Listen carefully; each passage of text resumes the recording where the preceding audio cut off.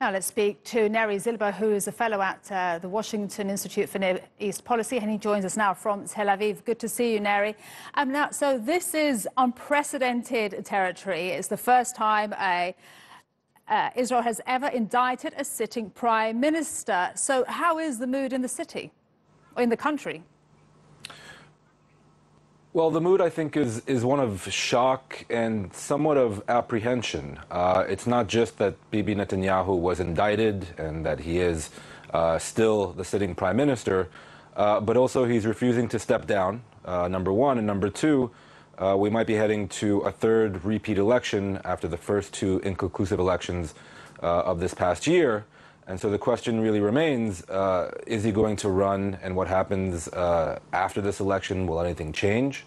An apprehension because he really is, as we heard last night from him directly, attacking the institutions of the state that he himself heads. Mm-hmm. And so as Israel has experienced very painfully in the past, these kinds of words can boomerang, and certain individuals on the right can maybe take it a little too far.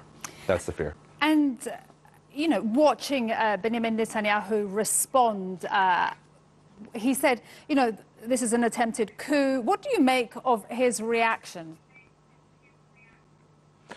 I mean, it wasn't that surprising. Anyone who's followed these cases and his responses to these investigations over the past 2 years has seen him and heard him say that this is all a witch hunt.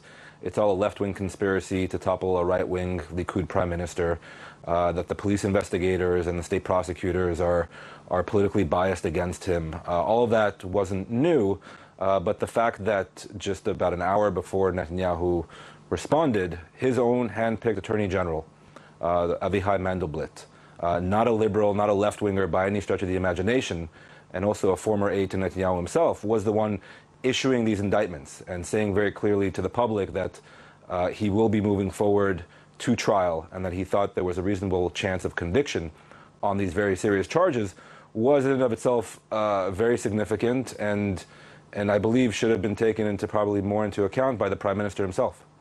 And do you think Bibi the magician, a very charismatic leader, the longest-serving one, will pull some trick out and prevent himself from being forced out of office? Look, in the near term, yes, I think he'll be able to cling on to power. We saw last night and earlier today, many of his right-wing allies are standing by him, shockingly.